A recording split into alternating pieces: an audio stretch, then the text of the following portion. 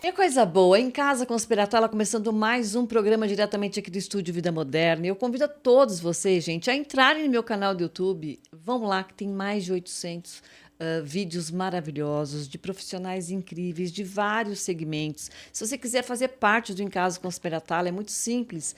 Entra no 11 9 8376 5514 e venha fazer parte também aqui do nosso programa através de colaborador, de você poder divulgar o seu trabalho como um profissional que queira divulgar algum produto que você queira vender também. Enfim, nós estamos aqui prontinhos a te receber. Nós estamos em Moema, na sala 41, no estúdio Vida Moderna, aqui na Avenida Moema.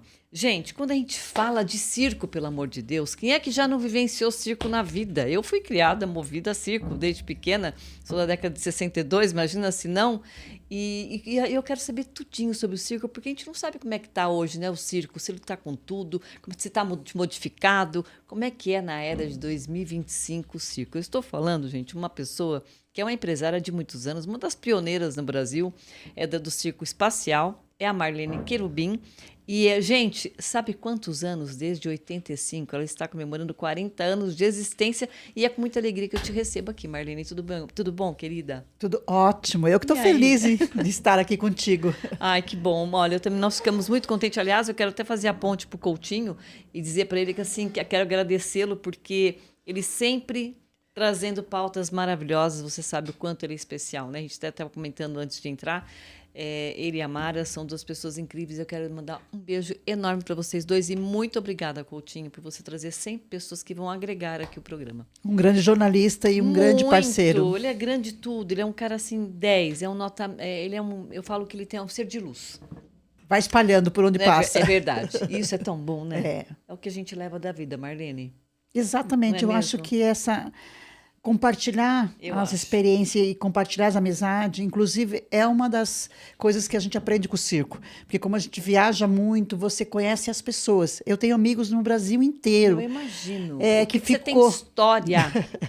Bom, você tem livros até, né? Tenho vários. Porque, gente, não tem condição. A Marlene, eu já tive com ela, entrevistei ela quando eu fazia programa de rádio. Até a gente lembrou agora há pouco, quando eu fazia parte da Rádio 66 Brasil FM. E o Coutinho já tinha feito essa ponte, ela teve comigo, inclusive, mas fazia tempo que a gente não se via, né, Marlene? Muito, né? Eu tô com esse programa há 4 anos. Ixi, gostou do ixi? Como é que passa? Passa, né? Passa muito rápido. Mas, Marlene, conta pra gente um pouco de casa, porque existe esse network, né? Você vem, traz o seu pessoal que te segue, ou vice-versa, e a vida é assim. Então, tem muita gente que precisa ainda conhecer e saber quem é a Marlene Querubim e sobre o circo espacial, aliás. Fala um pouquinho pra gente, desde 85 o circo, mas como é que foi a sua história? Da onde que você migrou para o circo?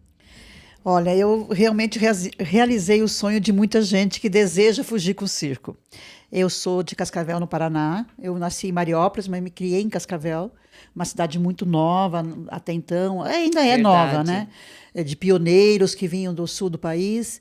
E eu, muito cedo, comecei na área artística. Comecei ao teatro aos 12 anos. Comecei a fazer teatro. Já gostava? Amava. Sempre gostei muito. Na verdade, assim, eu consigo juntar a parte de engenharia que eu fiz, a parte lógica, com a parte artística, emocional. Legal. E aí, já estava trabalhando na prefeitura, era funcionária pública, continuava fazendo teatro, escrevendo música, quer dizer, militando nessa área artística, quando uma amiga, na época, que trabalhava no Jornal Paraná, me convidou para fazer uma matéria no Circo Vostok. Ela não quis ir sozinha, porque realmente o circo tem essa coisa, né, muito grandiosa, as pessoas tinham medo na época de se aproximar, de entrar, né? Nós éramos duas jovens com 19 anos. Novinhas. Novinhas, e eu a acompanhei no circo, que ela ia fazer uma página inteira para o jornal e demandou várias idas ao circo e eu acompanhei em todas. Mas foi incrível que no primeiro dia que eu pisei no circo, que eu senti o cheiro da serragem, que eu senti aquele astral, né? Astral, aquela energia, ele me sugou. Na verdade, eu digo que o circo me escolheu, porque eu me apaixonei naquele momento pro circo. Coisa, não? E aí eu fiquei assim muito encantada. E o seu Alexandre Vostok, na época, fez um churrasco de agradecimento a ela, da jornalista, e convidou todos os artistas para estar ali, repartir um pouco do cotidiano do circo. E eu sentei do lado da Estela e do seu Alexandre e comecei a conversar. Eles começaram a me perguntar muitas coisas.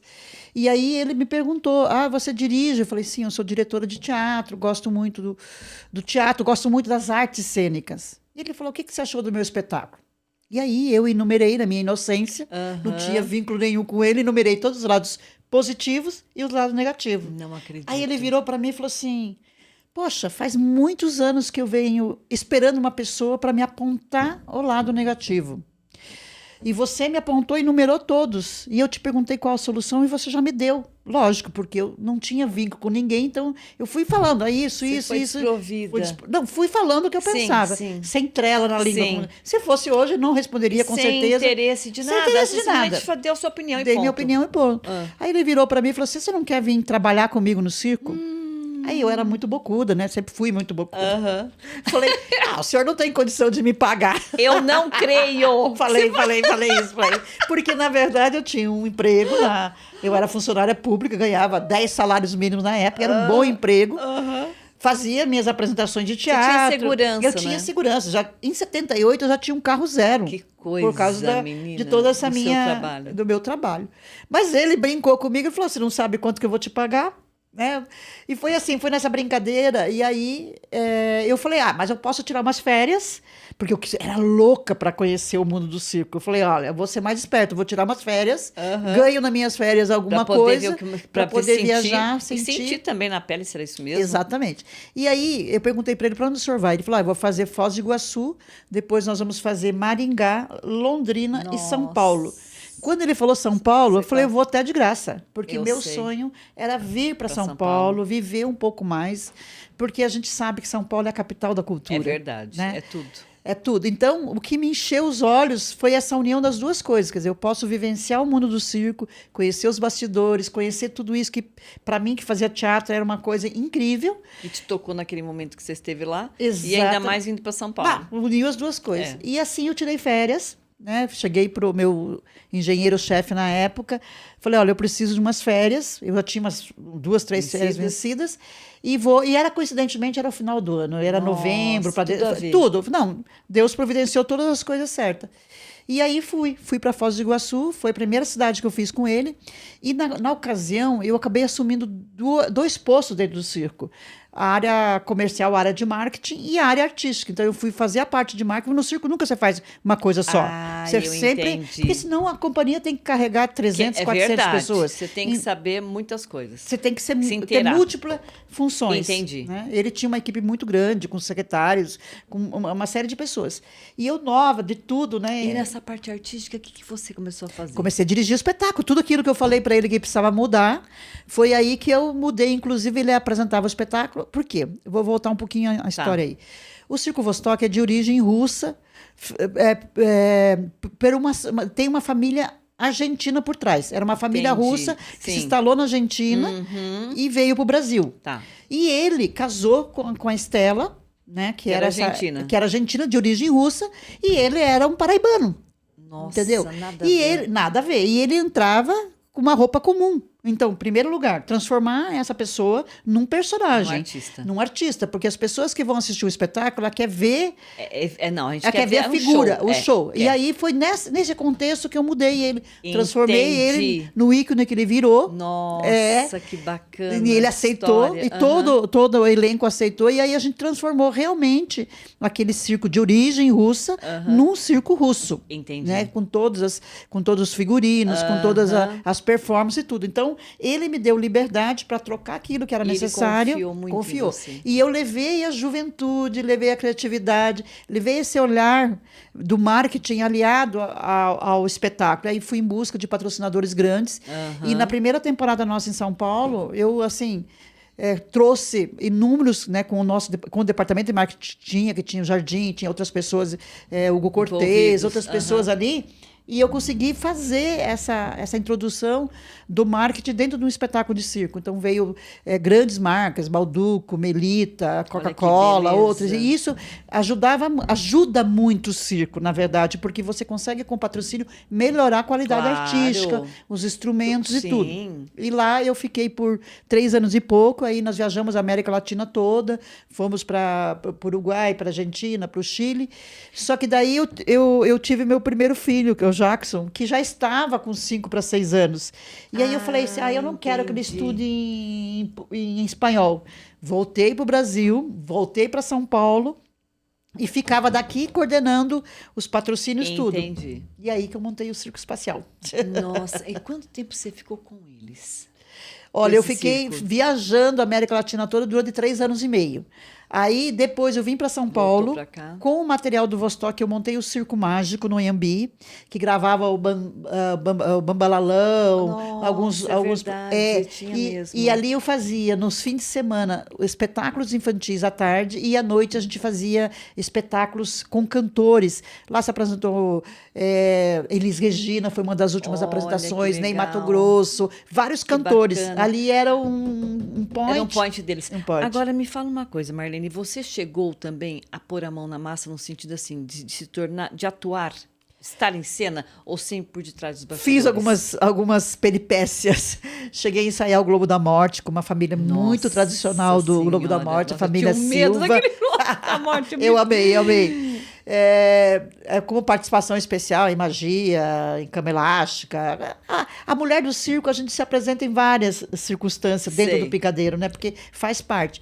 Mas como eu era, assim, gostava muito de dirigir, eu sempre gostei muito dos bastidores. Eu sei. Eu acho que o bastidor me realiza. Eu sei. Até hoje eu fico na mão da massa. Eu tenho a minha diretora do espetáculo, tenho a minha produtora executiva, mas eu vou lá, eu vou lá me meter, como você vai lá, você vai dar sempre seus pitacos, seu dedinho. Sempre. Mas isso é importante, porque assim, o conhecimento que você tem, e a gente percebe em você que você tem assim uma alegria, né?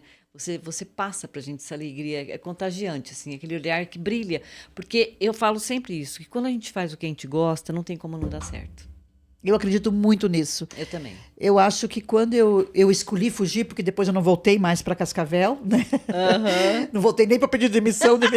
Você imagina minha mãe. Não, minha mãe que foi. Minha mãe não queria. Você nunca se arrependeu? Nunca me arrependi. Porque era um trabalho seguro que você tinha totalmente. E que eu gostava muito. Na verdade, eu gosto muito da área de engenharia. Né? Eu fiz 8 períodos de engenharia. Mas a arte me chamou. Eu acho que o circo me escolheu. Porque eu podia também. Eu viajei algum tempo com a minha companhia de teatro, mas o circo é tão diferente, é um mundo tão lúdico. O que você acha? Então, o que te tocou tanto de mais profundo dentro da arte, o circo?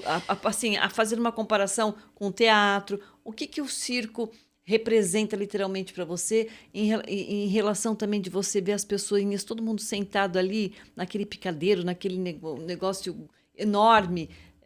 Eu acho que o circo, por ser uma cultura milenária e por ele agregar no picadeiro várias outras linguagens artísticas, porque o circo, nós temos o ser humano mostrando sua habilidade, digamos que é o esporte, se for só aquilo. Sim. Quando ele se torna artístico, ele é um artista circense com as suas habilidades.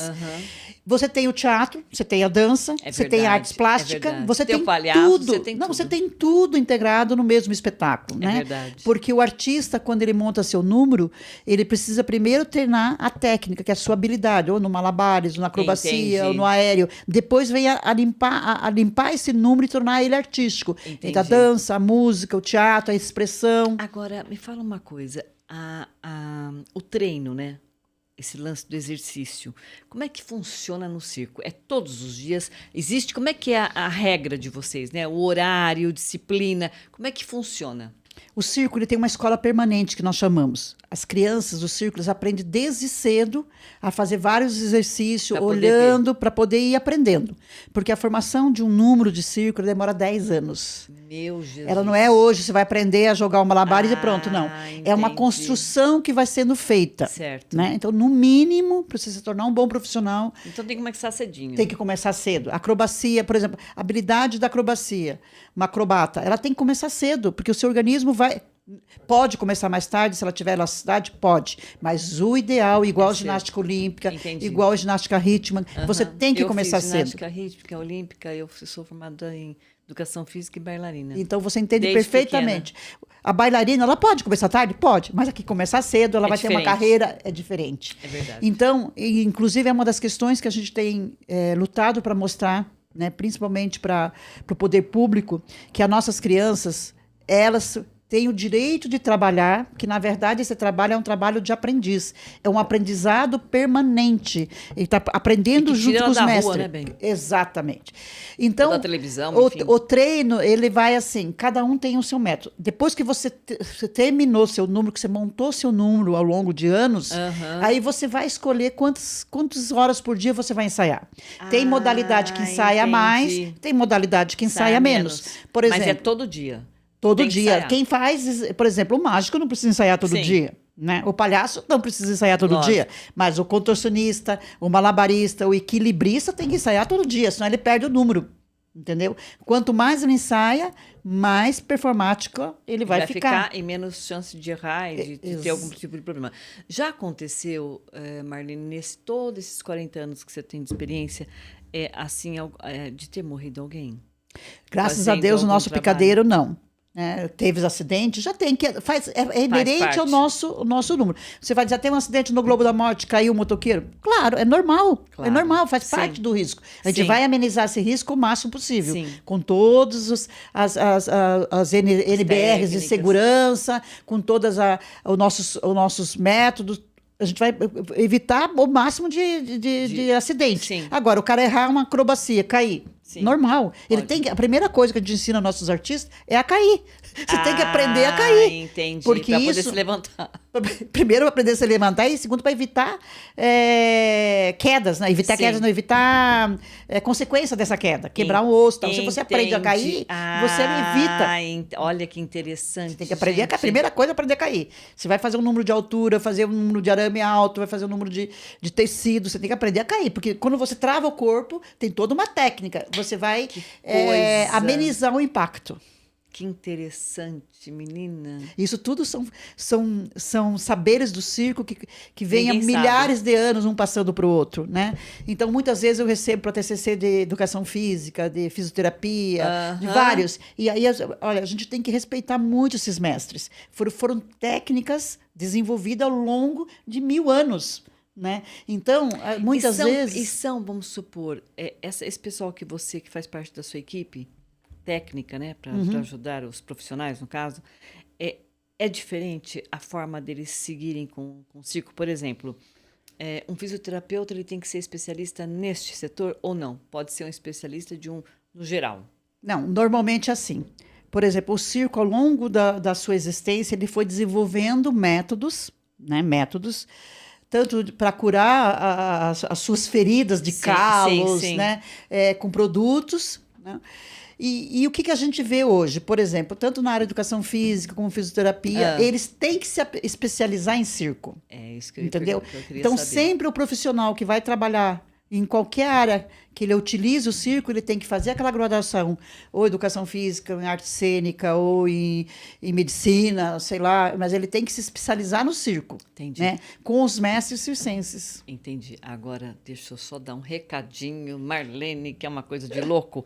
Olha, eu queria mandar um beijo, primeiramente, para você, doutor Gilânio, que assim, você tem trazido tantas informações tão benéficas, tão importantes para a nossa sociedade, para os nossos telespectadores, que ele é advogado, gente, doutor Gilânio Calisto, e eu gostaria de saber qual é a sua dica para esta semana para a gente. Vamos rodar o VT? Fala, querida Cibele, aquele abraço. O programa hoje está sensacional, hein, minha amiga? Estamos juntos e hoje vim aqui para tirar as dúvidas dos seus telespectadores. Gilânio Calisto, advogado, tirando a dúvida da semana. Olha só, a dúvida dessa semana muito valiosa. Doutor, o meu pai está doente e fui marcar a perícia médica do INSS e só marcou para daqui a 6 meses. Isso está correto? A resposta é não. Infelizmente, a demanda é muito gigante no INSS, mas não justifica tamanha demora, até mesmo porque seu pai deve estar com um problema de saúde que não pode esperar. Olha só, o que é que diz a lei? A lei diz que o processo administrativo federal tem 30 dias, no caso o INSS tem 30 dias para marcar a perícia, né, para realizar a perícia, prorrogável por mais 30. Ou seja, qual é o prazo correto? 60 dias. Passou desse prazo, é ilegal. Então, nós estamos diante de uma ilegalidade. Mas o que fazer nesse caso? Olha só, você tenta voltar na unidade onde você marcou a perícia ou ligar no 135 e tentar um reagendamento para eles antecipar, fazer um requerimento de antecipação de perícia ou entrar na justiça com uma ação judicial através de um advogado especialista para tentar antecipar a concessão e a realização dessa perícia médica. Afinal de contas, o doente que está com um determinado tipo de doença não pode ficar esperando sem renda, porque é uma renda alimentar, tá certo? Um grande abraço, Cibele, para você e todos os seus telespectadores. Na semana que vem a gente se encontra novamente. Deus abençoe a todos e até a próxima. Então, obrigada. Um beijo. Adorei a dica. Nós aqui ficamos assim só de putuca vendo o que você ia falar. Gostei bastante, como sempre. Muito obrigada. Mas voltando, Marlene estava dizendo em relação aos que eles têm que se especializar, sim, voltados para a circênica. Achei bárbaro isso. Eu tinha essa dúvida, mas eu achei que tivesse que ser, porque é diferente, né? Exatamente. Inclusive, nós estamos muito felizes agora, porque o governo do Estado de São Paulo reconheceu o circo como patrimônio imaterial. Nossa, que beleza. Que seria isso? Foi uma luta, assim, 2 anos, nós fizemos parte dessa comissão, encabeçamos essa comissão. Na verdade, é uma luta de vida minha. Há mais de 15 anos, sei lá, 20 anos, eu venho lutando, porque eu estive em 2000 no gabinete do ministro da Cultura, na época, Antônio Ruais, e não tinha nada sobre o circo. E eu achei um absurdo. O circo foi a base da cultura brasileira. É verdade. Foi no circo que aconteceu sempre os primeiros espetáculos da música, da dança, do teatro. Nós fomos para lugares que as outras linguagens não conseguiam chegar. E o circo faz parte da nossa cultura. Tinha que ter esse reconhecimento mesmo. Exatamente. Então, hoje nós temos já o reconhecido, já foi publicado, o circo como reconhecido como patrimônio imaterial do Estado de São Paulo. E aí todos os nossos fazeres estão dentro desse processo, são respeitados. Né? Uhum. E estamos dentro do IFAM lutando agora para ter o reconhecimento nacional, para ser reconhecido como patrimônio imaterial do Brasil. Eu até brinco, eu falo, a coxinha já foi, o pastel já foi e nós não fomos ainda. É verdade, é bem isso. Concordo com você. Olha aqui, gente. Presta atenção. Agora me fala uma coisa, como é que foi essa sua inspiração em escolher o circo espacial? Como é que foi essa tua vontade, esse desprendimento também de deixar a outra turma e recomeçar com o seu objetivo? Na verdade, eu queria montar um circo que fosse diferente daqueles que existiam na época, e que tinha os grandes circos. Sim. Nós tínhamos Orlando Orfei, Garcia, Bartolo, Stankovic, Stevanovic, nós tínhamos muitos circos, né? Mas eu como vinha com um olhar diferente dessa cena, eu falei, eu quero montar um circo diferente. E aí nós estávamos reunidos, né? 2 famílias, Jardim e Querubim, reunidos ali, e eu falei, gente, que nome nós vamos colocar? Porque é muito tradicional no circo você colocar o nome da família. Então, Circo Querubim, entendi. Circo Jardim, Circo Oliveira, porque assim, vem do Orlando Orfei, do Garcia, da origem. E eu não queria, porque, na verdade, eu sempre pensei o seguinte, se eu colocar Circo Marlene Querubim, né, ou Circo Querubim, a minha presença no picadeiro sempre será exigida. E eu quero ter essa liberdade de ter circo temático. Entendi. Né? E aí, meu filho entendeu perfeitamente. Eu disse, tem quantos filhos? Eu tenho 2 filhos. E os 2 também são circenses? São circenses. Aí, o meu filho mais velho, Jackson, né, que chama carinhosamente de polaco, porque ele sempre foi cabelo cacheado igual o Anjinho Querubim, ele virou para mim e falou assim, mãe, por que você não coloca circo espacial? Porque eu acho que ele estava ouvindo muita série ali, da família Jackson, essa coisa toda. E eu gostei da ideia, e todo mundo que estava comigo ali gostou. Eu falei, pois... Sou bem. Gostei do futurista. Eu pensei em alguma coisa assim... moderna, diferente. Uma nave, essa coisa toda. E aí, em cima do nome que ele sugeriu e que nós concordamos e aprovamos, eu comecei a desenvolver toda a parte de logotipo, de cenário, e assim foi. Então, foi assim, muito feliz. Eu digo que meu filho teve Isso foi em 85. 85, em agosto, um pouquinho antes, acho que foi em maio, junho de 85, porque nós estreamos em agosto. Né? Então, e ao longo dos anos a gente foi aprimorando. O meu outro filho, que é o Peterson, que já nasceu no Circo Espacial, é um palhaço, um mímico internacional que já frequentou, foi convidado para inúmeros festivais internacionais. Nesse momento está numa temporada na Europa, na Holanda. Nossa, que legal. Então eu sou uma mãe muito feliz. Tenho um filho que é engenheiro, palhaço, e um outro que é só palhaço. Escuta, e a sua família em si, seus pais depois, começaram aceitaram, vieram de encontro, chegaram a participar desse evento seu enquanto você trabalhava para os outros circos, ou passaram a frequentar o teu depois? Não, vieram, eu muitos anos, né, eu convidava meu pai, sempre vinha nas férias, minha mãe também, e eu fui trazendo todos os meus irmãos para o circo. Olha, não acredito. Na verdade, o que acontece? O Circo Espacial, a gente teve um privilégio muito grande, que com 6 meses eu já tive uma mídia muito grande. forte, porque eu vim para São Paulo, fiz uma temporada na capital. Eu sempre fui assim muito visionária. Sempre pensei muito lá na frente. revolucionária Eu também. pensei sempre lá na frente. Então, ele começou pequeno, em Valinhos, mas eu já fui e comprei uma lona grande e falei, vou fazer uma temporada em São Paulo. E aí você fez aonde? No Anhembi. No Nossa. Anhembi, que era o pátio oficial do circo. E ali eu fiz uma campanha muito grande. Naquela época a gente tinha muitos outdoors em São Paulo, a mídia de televisão. Eu contratei o Marcos Frota para vir trabalhar comigo, que deu uma visibilidade muito grande.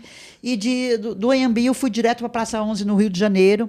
Fiz uma parceria muito grande com a Rede que Globo, bacana. com o Boninho. Olha. Tanto que é o único circo brasileiro autorizado a falar que esteve 6 vezes no Fantástico, é o Circo Espacial. Nossa, de arrepiar. Foi. E aí a gente foi convidado para fazer um espetáculo no Maracanã. Eu fui para o Maracanã com uma trupe de quase 300 pessoas. Meu Jesus. Foi. A gente tem uma trajetória linda. Eu tenho muito orgulho. Maravilhosa. Muito orgulho. Não, e conquistar o que você conquistou, pelo amor, é para poucos.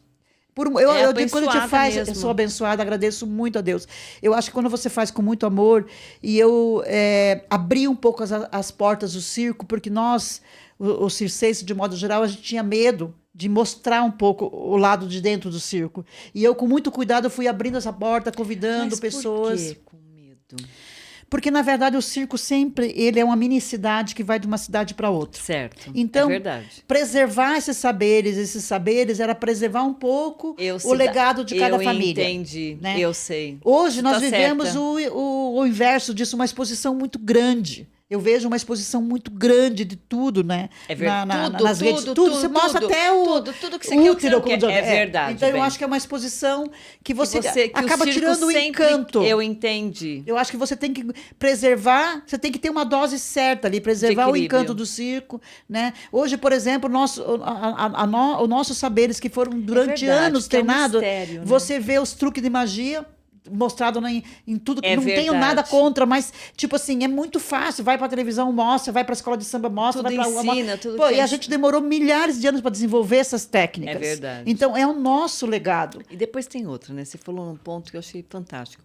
Que quando a gente vai para o circo, realmente a gente ia para o circo, eu me lembro quando menina, eu me lembro tão bem, a gente criava-se um mistério, né? Uma expectativa. Uma expectativa, nossa, como o Globo da Morte, por exemplo, ou então trapézio. na cena do trapézio, os animais na época, eram todo, o palhaço, tudo era movido a muita magia.